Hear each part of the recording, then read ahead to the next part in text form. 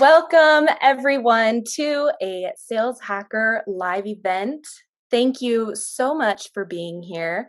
If this is your first time, you have chosen just a really fantastic day to join us because you're going to get to hear from RollWorks revenue leadership team, and the wonderful Moses Castillo from Outreach is going to facilitate some exciting discussion between the three of them. But while people are still rolling in, and before I pass this over to Moses, let's do some housekeeping. Go down to the bottom of your Zoom window. You should see a chat box. Make sure that you have your chat settings on panelists and attendees. We want this to be super interactive, so make use of that chat box, talk to the other attendees. Now, if you want to ask a question of the panelists, please drop that in our Q&A box. We'll pull those into the conversation as we go. We'll also have time at the end for Q&A as well. So let's kick off the chat. Introduce yourself in the chat. Tell us where you're tuning in from. Maybe tell us the number one challenge you're facing with sales and marketing alignment. Let's get some conversation going in the chat. Tell us where you're tuning in from. So while you're introducing yourselves, today's topic, let me tell you what it is. It is all about giving you actual frameworks and processes for alignment. So the pillars of revenue team success, and I'm going to actually switch to the slide here so you can see it with me. How you can assess where you are today. We're going to give you your own evaluation template, show you how to apply these frameworks in your company. So this is going to be a great time. I'm so excited. I'm going to get out of the way soon. But again, for anyone who's just come in, turn your chat to panelists and attendees, introduce yourself, direct any questions for the panelists to the Q&A. So I will let you hear from this incredible panel. Turning it over to you, Moses, to introduce yourself and kick us off with some introductions. Yeah, thanks, Sam. Super excited to be here with you all talking about sales and marketing alignment. This is going to be exciting for us all. Like you mentioned, my name is Moses Castillo. I am Senior Manager of Sales Development over at Outreach, and super excited to be here facilitating the conversation with our panelists. So I'll toss it over to Jodi to introduce herself before we jump into the topic. Yeah, right on, Sam. You can click to the next slide so everybody can see a picture of me from approximately 15 years ago. But yeah, I'm Jodi Cerretani. I currently run demand gen here at RollWorks. We're an account-based marketing and sales platform. And I've worked kind of exclusively in B2B marketing and sales technology for the last 10 years. I've been lucky to work with a lot of really strong sales leaders, a lot of great relationships along the way, but I am not joking when I say Danilo, who's going to introduce himself next, is really the best there is. We kind of joke, but we're not actually joking that from now on, we kind of come as a package deal. So anyone who wants to work with Danilo gets me, as a pair and vice versa. We're a great team, and we're really excited to share, some of our experiences and maybe a way to think about sales and marketing alignment in a new way for you. On a separate topic, we got to talk about aging because you haven't aged at all in those 15 years, Jodi. You see why we're such a good pair? You see why we're such a good pair? Absolutely.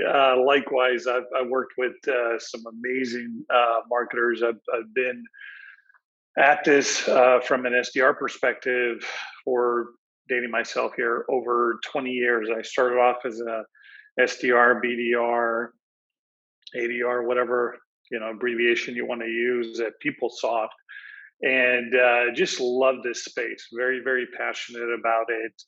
Gives me a lot of fulfillment, not just from a perspective of building pipeline, but developing people that are earlier in their careers or want to make a transition into software and grow. And as Jodi pointed out, we have an unbelievable partnership here And you'll hear this throughout the presentation as we start digging into the details. Love it. Awesome. 20 years in this business puts you as one of the OGs in sales development, Danilo. So there's a lot of experience here for sure for us to learn from and this pairing. So I'm excited to dive in. So right before we do, like we were talking about, this sales and marketing relationship is, has a natural tension that a lot of people feel like it's set in. And it's one of the important things that have important discussions that have been happening ever since those orgs have dawned us in sales and marketing. So why is the alignment so important? Kind of set the stage for us. Like, why does this alignment matter so much? We've been a part of organizations where marketing's got their goals, sales got their goals, but why is this such an important thing to really nail down? You want me to go first, Danilo? Yeah. Yeah, so it really is such a hot topic right now. I feel like you can't open up LinkedIn without something around sales marketing alignment or have a conversation at a conference. Remember conferences when we used to go to conferences? Just kidding. But I think it's such a hot topic because intuitively we all know, and more and more of the data is really telling the story that sales and marketing alignment really drives meaningful business outcomes, right? I think we know that like the whole is more than the sum of its parts, that sort of idea. And I also think it's a hot topic because honestly, a lot of folks are confused on how to get there. And it feels a little bit more of like a thought leadership category than something that you can kind of take and put into practice. So there's this equation of like, we know it's a way to accelerate growth. We don't exactly know how to get there. And so there's tons of buzz. There's tons of people trying to answer the question and help folks out. But I think that from my perspective, why it's still kind of a head scratcher and why it remains a non-solved thing is really around three kind of common real issues with the topic and with the existing conversations that are happening. The first one is a lot of times like sales marketing thought leadership, the person who is speaking, it's often marketers speaking to marketers or sales leaders talking to sales leaders. And by itself, it's kind of hypocritical. Like, think of the blog posts or the ebooks or whatever. They're often sort of written and shared in a vacuum. So I think that that's something that we're intentionally here today, having Moses, Danilo, and myself all, involved to have that authentic point of view. And so you can kind of understand the full story and in the language that really makes sense and resonates with you. The second issue to the conversation, I think, is that, sales and marketing alignment is one of those things that often kind of looks really nice in a PowerPoint presentation, but it doesn't translate very well to like the real world. There's a lot of like broad strokes kind of thing, and it just kind of doesn't pass the sniff test. So this conversation today is intentionally more conversational and less of a PowerPoint presentation. We've got a few examples that we'll talk to you about, around our collective experience and hopefully that'll drive it home. But don't think of Danilo and Moses as like thought leaders. We're just doers sharing with other doers how to get it done. And the third thing that I'll say is I think that sales and marketing alignment, one of the challenges is that it isn't really like a goal in and of itself. Like I think a lot of folks want to just like accomplish sales and marketing alignment, but it's not a project. It's not a checkbox. It's not an either or. It's kind of an evolution. It's in a continuum, and it's a means to an end. And it's really like the focus needs to be on what are you trying to achieve? How are you driving business outcomes, and less about like checking a box or saying that you've done it. That's my answer. Great points. All three very fantastic points. I like what you said when you started out by saying, sometimes sales can be in its own echo chamber, if you will. So can marketing. And, we've been guilty of it in the past of seeing things through our own perspectives. So this alignment really helps bring in those voices that are necessary for that alignment. And it's a result of listening to those perspectives. So great points there. Danilo, what about yourself? Why would you say alignment is so important here between sales and marketing? Yeah. So, I mean, Jodi, so eloquent in how she describes it. So I'll just say ditto. No, I'm I'm kidding. Yeah, look, I mean, Jodi touched on some really, really great points. I mean, if you think about the alignment, it's, a partnership, it's a relationship, it evolves, right? So it's one of those things that's not like, said and done. It's something that you continuously work on and iterate on, right, to become better. And from a process standpoint, um, system perspective, you name it, right? And at the end, like Jody pointed out, it's a means to an end, right? So you're talking about, I think Jody mentioned faster sales velocity, higher conversion rates, higher ASP, better quality leads, pipeline and revenue growth, you name it, right? Is going to stem from this, So it's absolutely crucial that you really have a good understanding of the other team, what how they operate and so forth. And we'll talk a little bit more about this in detail when we start talking about the pillars that we'll introduce next. Great. All right. So to get us started, great framework there. We'll be touching on in a bit. Let's launch a poll here real quick to help us understand what is it that you're looking for. And what objectives are you hoping to solve with a closer sales and marketing alignment? So you should see a poll pop up on your Zoom. Go ahead and take a moment to go through those. Are you hoping for those better leads, higher conversion rates, higher ASP, faster sales velocity, pipeline revenue growth? A lot of things that can be achieved through this alignment. But what would you say? Yeah, all of the above. Absolutely. But what would you say is the number one objective you're hoping to nail down here? So take a moment and fill that out, and we'll get some results, and we'll see what people are mostly interested in here. And back to what you were saying, Danilo, I think it was you're talking about the evolution of the relationship as it evolves. Back to what both of you were saying, that I think we all agree that's what needs to happen in order to be successful. And I'm really curious on your thoughts here as we move in. Like, how do we make that happen? Right? Is it and using that as a goal, as an outcome, the alignment also may seem like a box we can check, but what does it look like to actually have that alignment? So that'll be interesting. Results are back. Pipeline and revenue growth leads the charge here. Actually, not surprising to me. That is ultimately what's going to get us to move forward as organizations and grow. So love to see it there. Some great responses. Great. Let's move along as we go into this next section with these business objectives in mind. Let's talk about what some of the elements are, the important elements that we really need to nail down. We're going to get to some practical advice here when it comes to this alignment. So Jodi, you want to get us started? What do you think are some important elements we really need to nail here?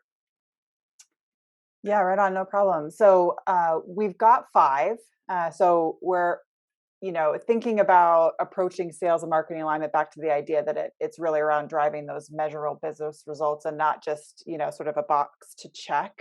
There are 5 key areas that Danilo and I have learned that if you focus there and you're really refining your approach in these 5 areas, that's really what's going to give you those business outcomes that you're driving towards. So you can flip to the next slide, Sam. I'll get us started with sort of walking through the first 3, and then I'll kick it over to Danilo to define what we're talking about with the final 2. So the first one here is target audience. It probably comes as no surprise that this is one of the 5 of key pillars of sales and marketing alignment, and that. What we mean by that is really establishing 2 things. One is your ideal customer profile. So, aligning on that, co-defining it and aligning on that in terms of your targeting. So ideal customer profile is your firmographic, demographic, technographic characteristics of the types of customers you'd like to go after and close.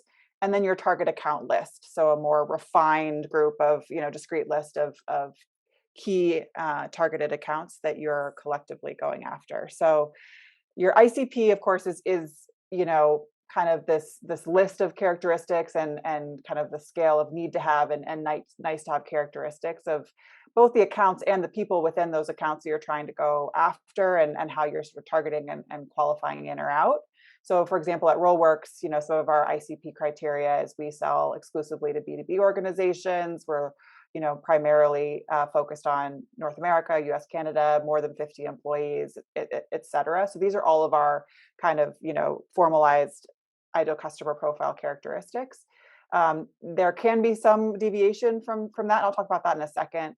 But really, that's what we're focused on here.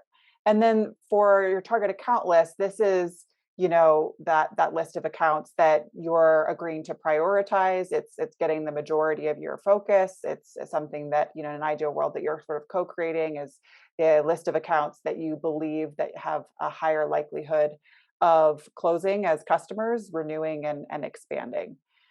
So that's what we mean by target audience. And we'll go into more detail on what we think that looks like as people sort of are maturing in their sales and marketing alignment.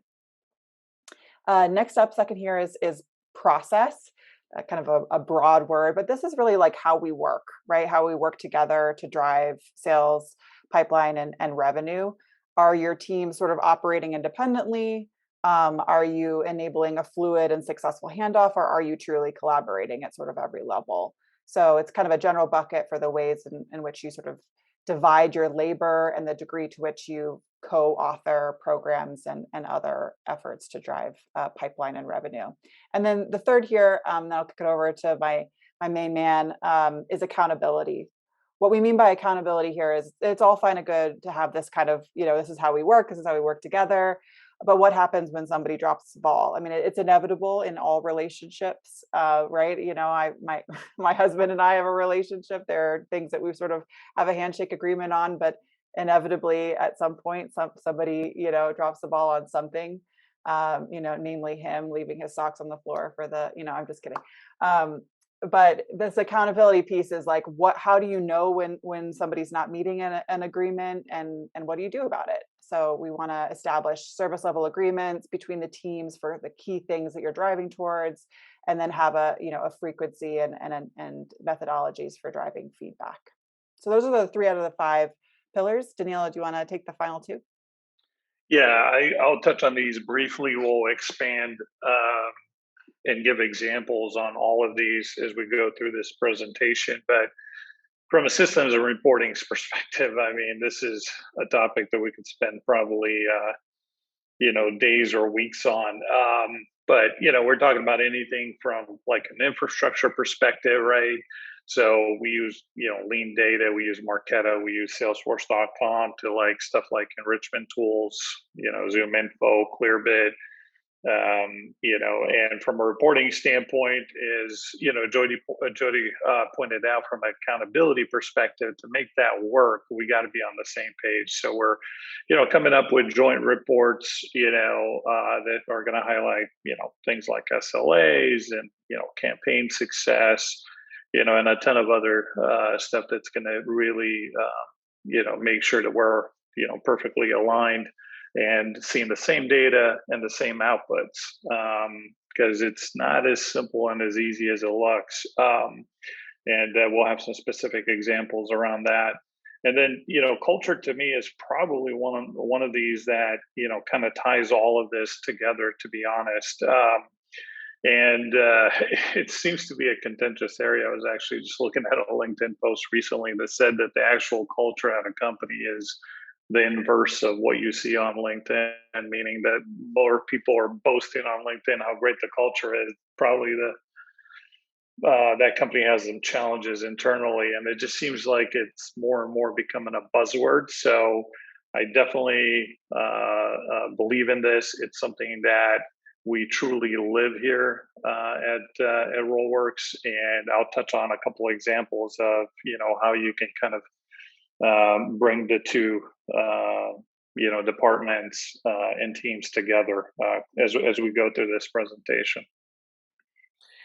All right, so you might have seen it. We got another poll here that just generated up on your Zoom screen. So take a moment to read that and rate your sales and marketing alignment. How do you feel that culture that Danilo was just speaking of lines up? How do you feel that looks like internally? Don't worry, we will not send these to your orgs to pass around. This will stay right here. However, I think Jodi and you both touched on it, but I think an underrated aspect of these pillars is that accountability, because it can mean so much in so many different areas. When you said that, I think of meetings that I've been in where there is maybe a more disinterested party in that meeting than others. Maybe doesn't get what the asks were done quite like they should have, and somebody does need to step up and own and make sure that everybody in that room that owns something comes and is accountable to those things as well. And I've seen it when it's successful, it just rocks, and a lot of times we just expect people to come in ready to go. Sometimes we need somebody to keep others accountable, and that's a great point. Results are back, roughly about 7 or 8. So a lot of folks feeling really, really good about that alignment, but for some improvement, and others who feel like, hey, there's some more room for us to continue to improve. We got a long way to go, and hopefully this next section will give us some really concrete help on what things look like as organizations scale. So Danilo and Jodi, based on your experience, how are the organizations how do organizations realize, understand how aligned they really are, and what are the areas that they need to focus on? So Jodi, I'll hand it off to you first. Yeah, I mean, I think the reality is, and I think the poll kind of exemplifies this. Most organizations, aren't, kind of in the age where marketing is driving only, brand awareness, and sales is generating all of the kind of concrete, opportunities and deals. Most folks are somewhere, along the continuum. It's not really like a black or white kind of thing. And I think folks probably feel that, that it's kind of a journey that we're always on.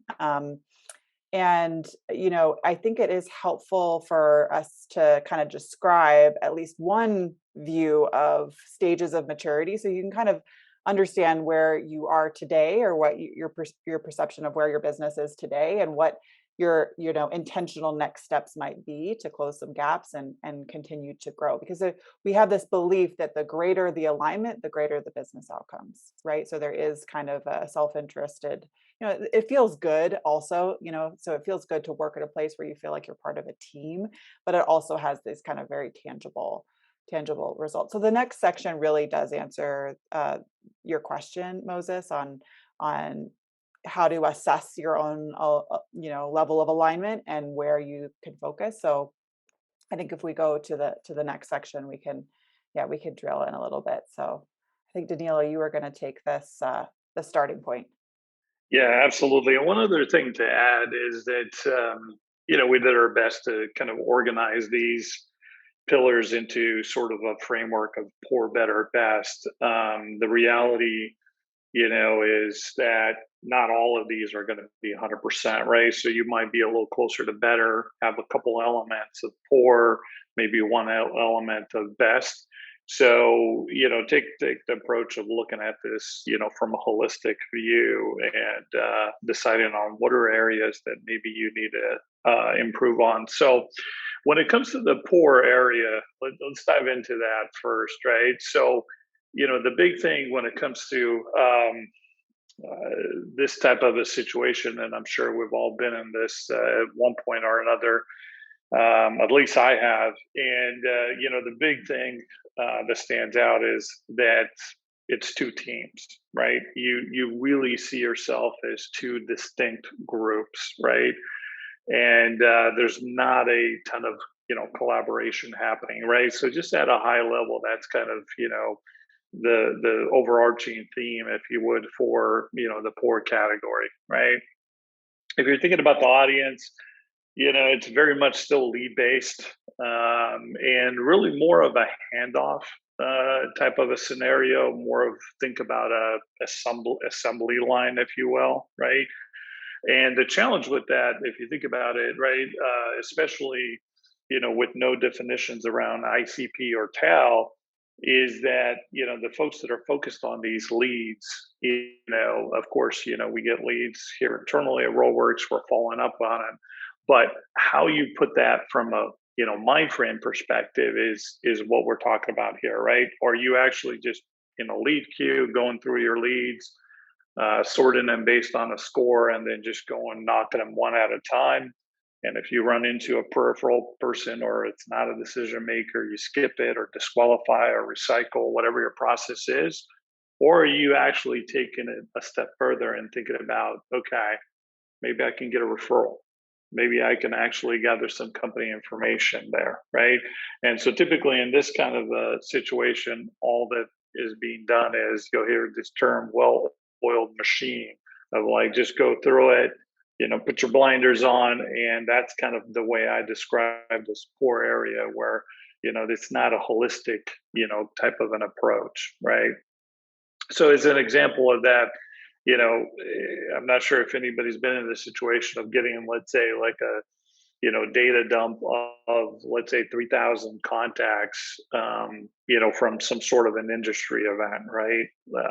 Could be like a VM world or a RSA, and there's no rhyme or reason in terms of where these are coming from. Maybe there's some minimal information on some booth scans, maybe some notes that were taken at the booth, but there's no segmentation of that data. Again, there's no ICP, there's no definition of a TAL. So what happens in that situation? Marketing basically, hands this off, and then it's up to the SDR team to figure out, okay, what are we going to do in this situation? Are we going to sort it by size? Is it persona? Is it the industry?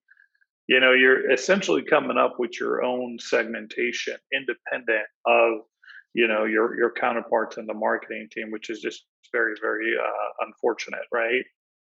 And, when that feedback happens, given that in many cases you're creating your own reporting and you're not even on the same page in terms of looking at the data, that feedback tends to be very seldom, ad hoc, and it's pretty much focused on, a set of data that is, hey, I reached out to 10 people and this is what I'm finding, right? So it's not a data-driven feedback model. It's more of a gut feeling, which tends to lead you down the wrong path. And it's not very useful to the marketing organization because, they're hearing some feedback based on very minimal data, right? It's more of a perception than reality in those cases. So it's unfortunate that that happens, and then there's really no iteration on how to make improvements, right? Everybody is essentially, from a reporting standpoint, also providing their version of the truth, right? And this happens to this day. I was on a prospect call 2 months ago where the marketer actually brought up that she doesn't care about MQLs anymore. It just threw me for a loop. So I asked them, like, okay, so why does your sales team, think that they're for, right? And there just wasn't a good answer for that. So she was coming to us to talk about AVM, and sure, we can help you. We'll try and help you align with your sales counterparts there. But it's just a tragedy that, she's given up on her MQLs because she's hearing they're not valuable. And that feedback clearly is not making it in there, and they're not iterating on it, right? It's obviously more of a communication issue than, solving it via a product. So those are some thoughts on, the kind of the poor, if you will, segment. Cool. Yeah, thanks for that. Oh, I feel like if I was in the poor category, I don't know if I'd love my my job, because it feels like such a wasted opportunity when you get two teams that have complementary but different skill sets and channels and levers to pull. So onto the better tier, and I think this tier is probably where a lot of us either are today or have been. Certainly, I have been, squarely in this tier, or many pieces of kind of the sales and marketing alignment practices were in this tier. And it's okay, an okay place to be. There's a lot of, it's kind of moving from lead generation to demand generation, where we're just sort of starting to work a little bit more cooperatively, starting to make sure that we're turning any sort of top of funnel engagement into a sales opportunity, literally and figuratively. And if you're in a relatively stable company where you're clear about, where you need to focus, and you're not needing to sort of change and grow and, always sort of do more with less, as a lot of folks are, is maybe where you want to stay. Maybe you pull a couple things in from the best category, but this is an okay spot to be. But if you're part of an organization that is in kind of a higher growth track, and you need to understand sort of what's working, and pivot, take advantage of new opportunities as you see them come in, quickly, et cetera, I encourage you to pay close attention to the best, and see where you might be able to focus on. So regardless, let's dive in. So for the audience in this tier, we imagine that your ideal customer profile is, established and accepted by your two teams. But you probably haven't yet identified your target account list, at least cooperatively. So it's likely that you have like a list of criteria that you're focused on, both teams, but you're focused on this list separately, right? And the same with your target account list. You probably have a target account list. It's not a new concept. It's gotten really buzzy with ABM and everything, but it is not a new concept. Sales has been focusing on a list of key accounts for a long time. But it's likely that list of accounts in this stage of maturity is probably driven more by the sales organization, and it's based off of their sort of understanding and personal discretion, maybe not so much from a data backed perspective. And by the way, that's a valuable input, but we'd like to see, in greater stages of maturity, kind of both rep discretion and sort of a data backed point of view. So definitely have some idea of who you're focused on. It kind of narrows, you're not trying to boil the whole ocean, but maybe, a small sea, or, getting towards a very large pond, which is great. It's a sign of evolution and alignment, but still, some work to be done around your exact prioritization and cooperation. So on process at this stage, there is an idea of lead quality. You likely have, scoring that's established to score your leads coming in, and, kind of filter out the folks and the organizations that don't meet your ICP. You're likely providing at least some information about the lead experience to help the sales team. To Danilo's point on, you get this lead list, you're not really sure, how do I sort it? What do I action first? How do I personalize? You're probably providing some information from a marketing team. And I say you're all marketers, but the marketing team is providing, some key information. But it's probably still on the sales team to really hook it to your product or service. That's, I think, one of the differentiations between better and best, is where, it's all fine and good for marketers to drive top of funnel engagement, whether that's a webinar registration or a content download, et cetera. But what does that have to do with your product or service?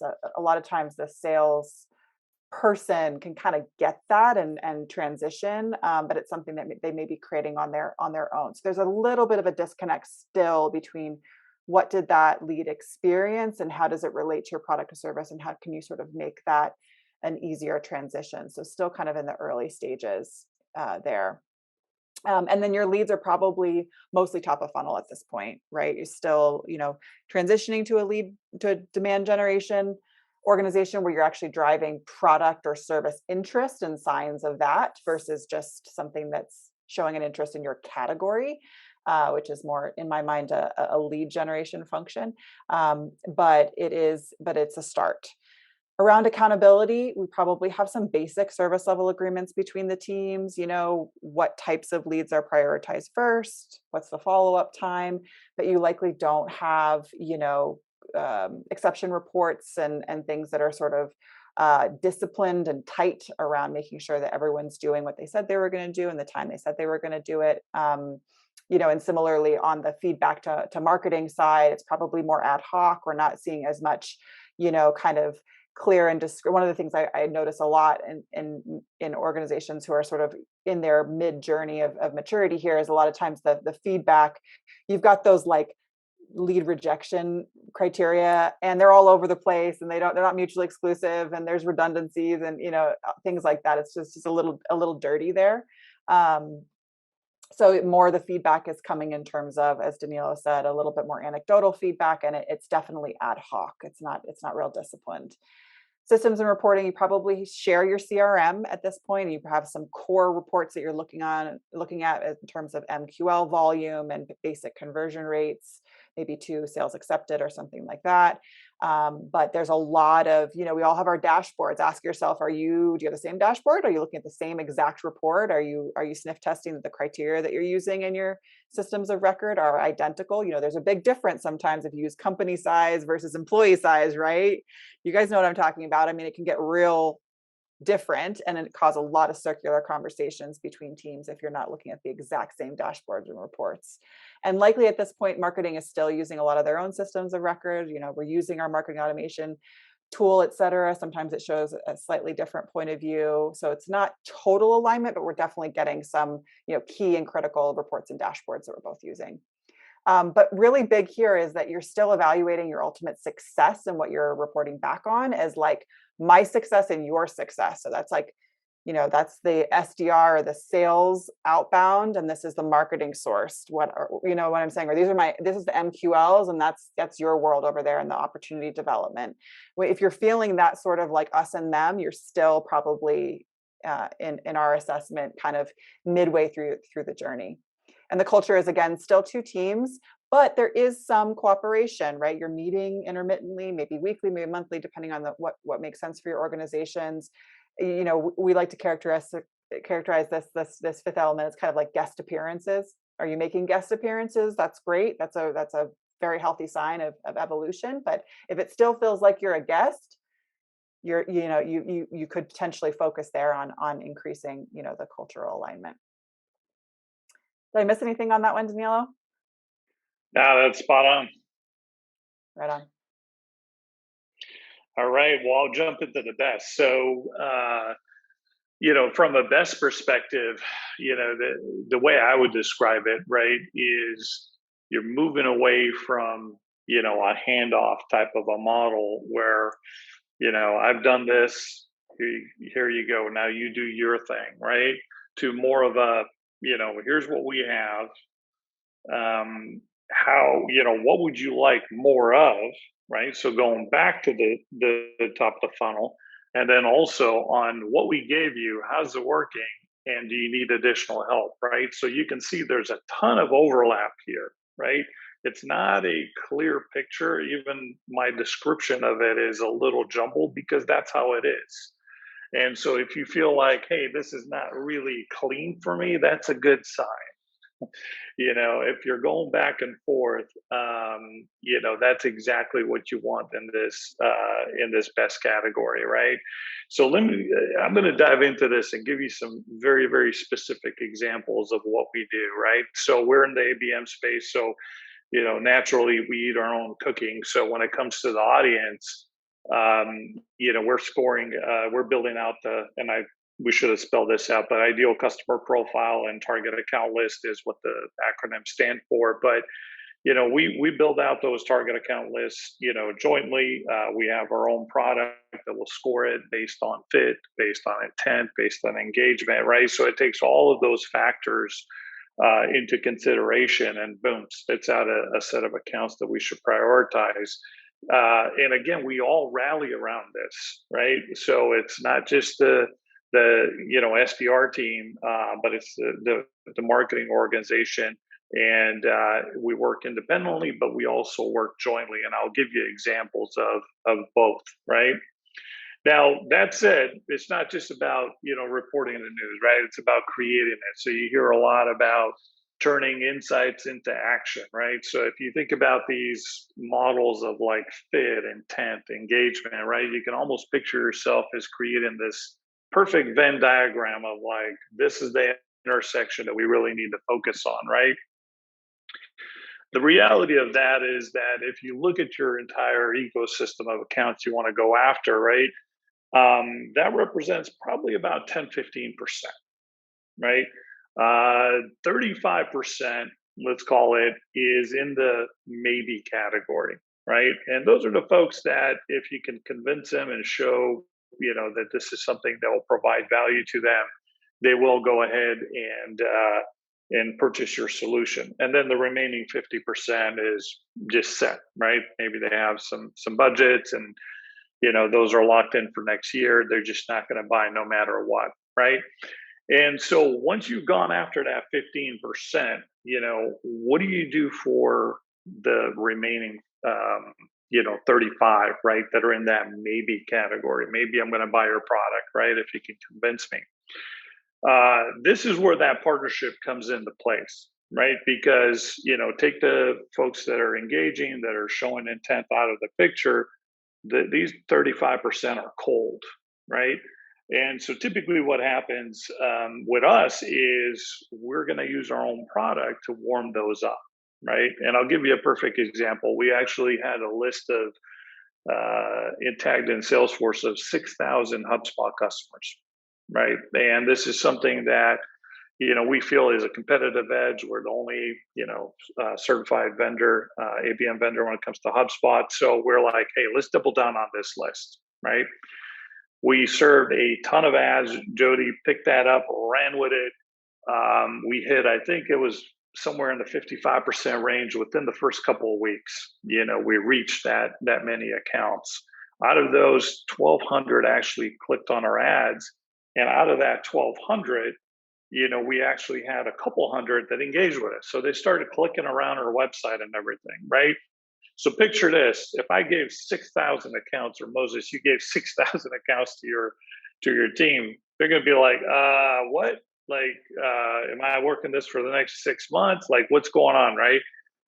As opposed to giving them a couple hundred that are category aware and that are engaging right now with your brand, right? So that's the power of actually being able to combine, the marketing and the SDR teams, on a single, set, right? Creating that news versus, reporting on it, right? So that's one of the examples that I wanted to highlight. When it comes to the process, when it comes to marketing qualified, for example, definitions, right? We develop that jointly, right? And this is one of those things where you develop it jointly, and sometimes you just gotta stick a finger in the air. Let's call it, right? And then basically after 6 months, let's take a look. What are we getting? What's the conversion rate happening, right? Are we following up on in a timely fashion? Are we meeting our SLAs, right? So it's an ongoing conversation around that, right? Also, when it comes to process, right, we have joint coordinated plays, right? So if we're going outbound to a set of target account lists, Jodi's hammering them with ads, right? So that way, our outreach is not going out completely cold. And we hear this frequently from prospects. Oh yeah, that's funny. We saw an ad from you guys recently. It's like, I bet you did. It's working. And then one that actually we launched just last week, and and the marketing team here, as you can see, I just am over the moon, excited about these results, right? We actually were reaching out to these folks. We started getting some opens. We started getting some clicks on our outreach, cadences. And then what we do is we then massage those, right? So we'll go the extra mile of like, are we hitting them up on LinkedIn? Are we actually making extra calls? Are we doing Vidyard videos? Are we sending them Sendoso, right? So we'll, really put them through the grinder, if you will. It's a lot gentler than it sounds. But despite that, you're going to book a ton of meetings, but you're going to have a ton of non-responders. So Jodi is like, hey, I have an idea. Here's what we're going to do. We're going to send out a cocktail kit to all of those folks that did not respond. And this happened on Thursday. I think, Jodi, we're up to like 120 now of people that actually signed up and redeemed a cocktail kit. And we booked, 3 or 4 meetings right off the bat last week, and more to come this week, right? So this is one of those examples of like, hey, how can I help? What can I do? What's going on, right? And we're constantly having these conversations. So I would just wanted to give that specific example. One other thing on process that I wanted to bring up, because it's so crucial and it works so well for us, is in probably the better category, I would say more source organizations are like, hey, we have an upcoming webinar, or we have a event that we're going to be hosting. And typically what's actually covered in there are the bullets that are on the landing page, the bullets that are on the invitation email, right? And so what we do here internally is Jodi's and team are like, hey, you know what? Here's the hook for us. Here's what I want you to bring up. On the 15th page of the ABM playbook, it talks about this, this, and this. Why don't you ask a question and try and engage the prospect to see if this is something that is going to resonate with them, right?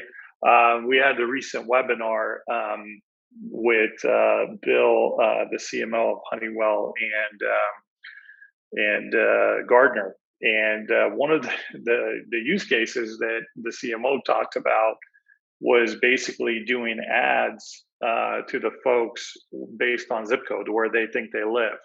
And he told this funny story of actually hitting with an ad a CFO's spouse that then shared that information with the CFO. The CFO shared it with the CEO, and boom, they're actually in a deal. And so that's the type of stuff, the anecdotal info, the hook that you want to talk about. You want to talk about those stories, something that's really going to get people interested and be like, wow, okay, yeah, I didn't see that, webinar. I'm going to check it out. It sounds like, there's some really good stuff that was covered in there, right? And that, like I said, has to be beyond those bullets, right? That are typically, specific about what's going to be covered, but they don't tell that story. They don't provide that hook, right? So those are a couple things on the process that I wanted to highlight. And then when it comes to the accountability, the feedback, we go into it in detail, right? To a point where I understand who our content syndication vendors are. And I got to give a shout out to DGR. I love you. Love you, DGR. You're sending us great leads. Thank you. So if anybody from DGR listening, Jodi gets sick and tired of me talking about him. To a point where what those content syndication vendors actually offer. Oh, can we actually have them email their database, or are we doing a post, or what are we doing, right? So you really need to understand specifically each other's worlds, right? From a systems and reporting standpoint, it's probably obvious we do report on TAL. We're very, very much, ABM, focused. We live and breathe it. Versus non-TAL measurements. We look at, account-based routing, right? So that's very big for us. We want to make sure that we're approaching these interests and these leads from an account-based perspective. We look at disqualification rates, breakdown by segment.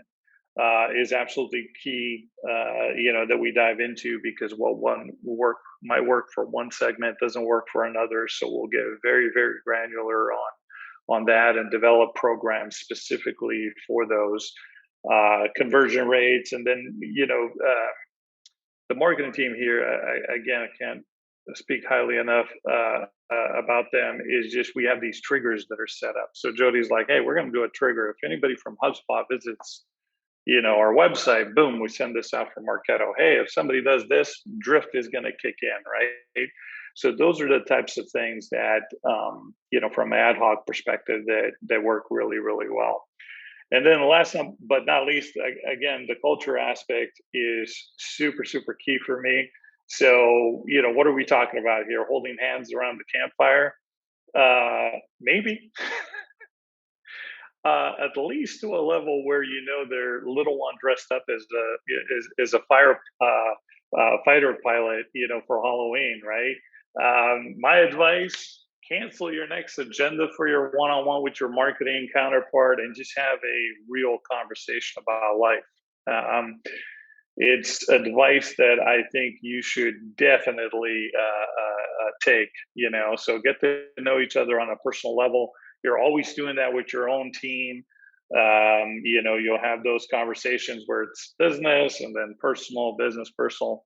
You should do that with your counterparts. And then the other thing, I touched on it a little bit, but really understand what it takes to make this happen, right? On the marketing side, and on the SDR side as well, right? So we frequently have Emily, on our marketing team, putting together outreach snippets, outreach templates, sequences, right? She is understanding that hey, it's a casual conversation tone when we're talking there. Eliminate, and I apologize in advance, any of the formal marketing kind of terms and so forth when we write that, right? And so it's you just can say been jargon. phenomenal. It's okay. Yeah. Okay. You can say jargon. We're all friends here. Yes, I was going to use the term marketing fluff, but it's so just it's dismissive. But you know what I'm saying. It's meant with the best intentions. But yeah, the formal language needs to go, right. And on the flip side, you're going to come to your marketing counterparts with a ton of ideas of like, hey, can we launch this on Monday? Let's send them all this, right? Understand their world enough to ask, hey, by the way, what's the emailable list in Marketo look like for something like this? Is it even viable, right, from a campaign perspective? Or ask about what the send schedule looks like. Maybe it can't go out on Monday. Maybe there's another promotion that's happening on Monday, right? So really understand and respect the efforts and the hard work of your counterparts. It's absolutely critical. So I don't know if I missed anything on that, Jodi. No, it was so good. But I will add on culture. If there's any marketers in the group right now, have your folks do a tour of duty. I mean, nothing drives it home on what your collective team is trying to do than to spend a day doing that job. Pick up the phone, go outbound. You'll quickly remember why it is that you need to be better than just handing off a lead or an MQL and saying good luck. It's really understanding how they personalize, how do they receive, how do they use their time, how do they receive the list, what information, how are they clicking. I like to, at every new organization, I like to sit side by side with SDRs, and make sure that I really understand their day to day and what's painful, what's working. I mean, a lot of marketers have never gone outbound, and I think that's just such a shame. It's really hard to really understand if you haven't done the job, or at least ask the right questions. So I would echo that, but from the marketing perspective, don't forget, you really need that credibility and real, impression of sort of the why, the why you're doing these little elements and making a difference for your teammates. Yeah, this is fantastic. I'll since we're on this shot of all of the evolution, I think it's as great if you notice on best the words y'all use to define what best alignment looks like: co-created, shared, cooperative, co-defined. Like these are words that indicate that both parties have collaborative and really shared in their goals, and have skin in the game. Like both parties are coming to the table with something for each other. So I love that definition. Right at the end, we'll know we're aligned if we are all involved to that extent. So it's great. A poll just popped up, just generated for you. How would you rate where you are in your stage of maturity within your org? Poor, better, best. Where does that land for you? And I think wherever you think you land, wherever you might identify you land within that. By the way, that was a great job. Really gives you some outlines of where you might be. Be optimistic with all this information that was just shared. Knowing what great looks like, taking steps in that direction. I think you all did a fantastic job of outlining that on what we could do to get from poor to better, or what we can do to get from better to best, and what that looks and feels like. And again, remembering that it is an evolution. It is going to improve. No one, very few people have ever come into a, idealistic situation scenario. A lot of people, you have to work at it, you have to build it, and y'all did a great job of aligning what that looks like. So we sent that poll out, and yep, our folks feel like they have a good grasp on it, but we can move into better. And then if you are one of the folks that selected poor, I'm telling you, I really think you've got some great information here on how to take steps onto the next level. So let's keep it moving. Before we got a few minutes left, what are some of the top things that you would recommend to our audience? The top 3 things that you would recommend for them to do in order to improve that alignment? You want me to go first? Jodi, yeah, Jodi, why don't you get a? Yeah, sure. Yeah, no problem. Well, I mean, you're sitting here, and maybe you're here with your counterpart, or maybe you're not. If you're not, like, this is an opportunity to potentially, use this deck, use this framework of poor, better, best to evaluate, kind of a score and evaluate your own organization sort of objectively, but don't do it alone. Right? You got to share it with your counterparts, and make sure that you're getting alignment on where you're at. And then, connect with each other on what your areas of opportunity are. I'd like to think of things in terms of like low effort, high impact. I say that all the time, and you'll get sick of it probably, but whatever is going to take the least amount of time and drive you, accelerate your path towards achieving those business outcomes is where you're going to want to focus. Depending on where you're at and where you're seeing your opportunities, it might take a little while, right? But if you can focus on the lowest hanging fruit first and get that credibility within, your collective organization, this is a good area to invest in. That'll be really great. And then I don't know how many things those are. Maybe that's 3 things or 2 things. But the final thing that Danilo touched on, and I just really believe is don't forget about the softer side. It really is, a lot about the relationship. If you don't know, a lot about your wider team's life, kind of what drives them, what their interests are, et cetera. It can't be all business all the time. You've got to really understand what makes them tick. We can do things like have a virtual experience, right? We're doing one next week with a subset of our team where we're doing a wine tasting and charcuterie sort of experience for those folks that like that kind of thing, just to get to know each other. There's no formal agenda, but it really does kind of soften when you're needing to kind of work towards something collectively or give feedback or things like that. So it may feel a little bit indirect and like a waste of time, but I would really suggest that you make time for that bit as well. Yeah, I'll real briefly touch on it.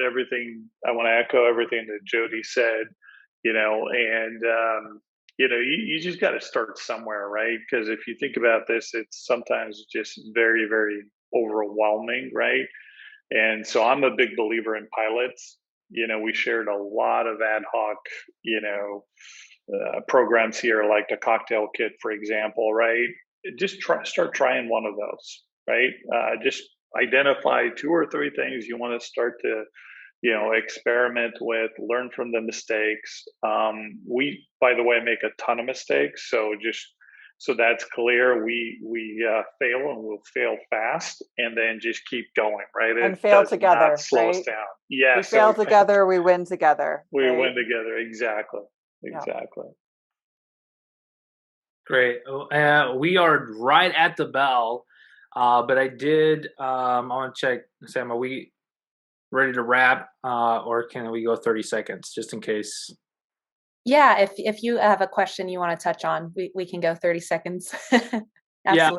Well, actually, I think it was answered. Someone did put in the chat, hey, you had mentioned some ad hoc plays, and wanted to get some examples of those. So you mentioned the charcuterie board. There's a lot of kind of one-offs that work with your marketing team to kind of get some ideas there. But is there any that comes off the top of your head real quick, like headline of what other people could try to do that you're doing?